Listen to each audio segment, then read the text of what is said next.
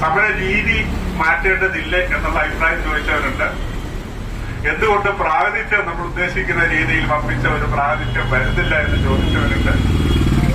അതുപോലെ തന്നെ ഇങ്ങനെ നമ്മൾ ചെയ്യുന്നതിന് പകരം നമ്മുടെ ഹയർ ഒഫീഷ്യൽസ് ഇരിക്കുന്ന ആൾക്കാർക്ക് ഗവൺമെന്റ് ചില മീറ്റിംഗുകൾ എന്തുകൊണ്ട് ബഹിഷ്കരിച്ച് അവരെ ഒരു പാഠം പഠിപ്പിച്ചുകൂടാ എന്ന് ചോദിച്ചവരുണ്ട്. ഇങ്ങനെ പല കാര്യങ്ങളുണ്ട്.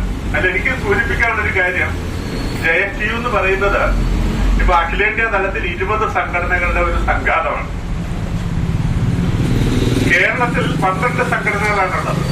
12 സംഘടനകൾക്കകത്ത് 3 ക്ലാസ് 3 സംഘടനകളുണ്ട്, 4 ഓഫീസേഴ്സ് അസോസിയേഷനുകളുണ്ട്, 3 വെൽഫെയർ അസോസിയേഷനുകളുണ്ട്. SC വെൽഫെയർ അസോസിയേഷനുകൾ 2 ഉണ്ട്, OBC എംപ്ലോയീസ് അസോസിയേഷൻ ഉണ്ട്, അതുപോലെ ഒരു ഡെവലപ്മെന്റ് ഓഫീസേഴ്സ് അസോസിയേഷൻ. അപ്പൊ ഈ 10 സംഘടനകള് 10 പേരെ വെച്ച് ഇവിടെ എത്തിച്ചാൽ 12 സംഘടനകളിൽ 3 സംഘടനകള് എല്ലാ സംഘടനകളിലും പെട്ടവരാണ്. ഇപ്പോ OBC അസോസിയേഷൻ അതുപോലെ SC വെൽഫെയർ അസോസിയേഷൻ എന്ന് പറയുന്നത് അവരൊരു പ്രത്യേക സംഘടനയായിട്ട് നിൽക്കുമ്പോൾ തന്നെ അവര് ഓരോ കേഡറുകളിലും ഉള്ളവരും കൂടിയാണ്. അതുകൊണ്ട് 10 സംഘടനകൾ എടുത്താൽ 10 സംഘടനകൾ 10 പേര് വീതം വന്നു കഴിഞ്ഞാൽ 120 പേരുടെ ഒരു പ്രാതിനിധ്യം ഉണ്ടാവേണ്ടതാണ് എന്നുള്ള രീതിയിലാണ് ചർച്ച വരുന്നത്. അതിലെനിക്ക് സൂചിപ്പിക്കാനുള്ളൊരു കാര്യം, നമ്മുടെ പ്രമോദ് അദ്ദേഹത്തിന്റെ പ്രസംഗത്തിന് സൂചിപ്പിച്ചു. ഉദാരവൽക്കരണത്തിന്റെ തുടക്കത്തെ കുറിച്ച് അദ്ദേഹം പറഞ്ഞു. ആ തുടക്കം എന്ന് പറയുന്നത് റീഗൻ താച്ചർ സഖ്യം മുന്നോട്ട് വെച്ച ഒരു നിർദ്ദേശമാണ്. ഉദാരവൽക്കരണം എന്ന് പറയുമ്പോഴത്തേക്ക് ഈസ് ഓഫ് ഡൂയിങ് ബിസിനസ് കൊണ്ടുവന്നുകൊണ്ട് ഗവൺമെന്റ് എല്ലാ രംഗത്ത് നിന്ന് ഒഴിഞ്ഞു പോവുക എന്നുള്ളതാണ്. ഗവൺമെന്റ് എല്ലാ രംഗത്ത് നിന്ന് ഒഴിഞ്ഞു പോകുന്നതോടൊപ്പം ട്രേഡ് യൂണിയനുകൾ ഇല്ലാതാവുക, ആ ഒരു നിർദ്ദേശം കൂടി ഉദാരവൽക്കരണത്തിന്റെ ഭാഗമാണ്. ട്രേഡ് യൂണിയനുകൾ എങ്ങനെയാണ് ഇല്ലാതാവുന്നത്? ട്രേഡ് യൂണിയനുകൾ ഇല്ലാതാവുന്നത് ട്രേഡ് യൂണിയനുകൾ ഉണ്ടാകുന്ന പരിസരം നശിപ്പിച്ചുകൊണ്ടാണ്.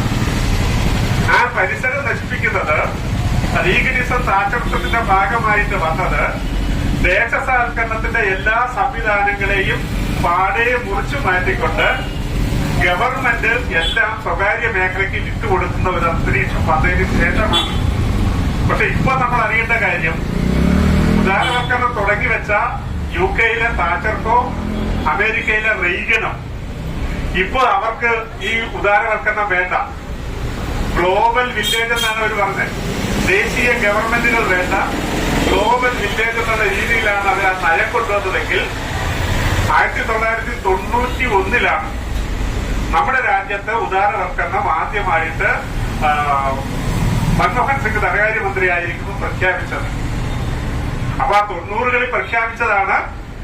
93 നമ്മുടെ ഇൻഷുറൻസ് ഭേദഗതി ചെയ്യുവാനുള്ള ഒരു കമ്മീഷൻ വരികയാണ്, മൽഹോത്ര കമ്മീഷൻ വരികയാണ്, അതിന്റെ ഫൈൻഡിങ്സ് വരികയാണ്.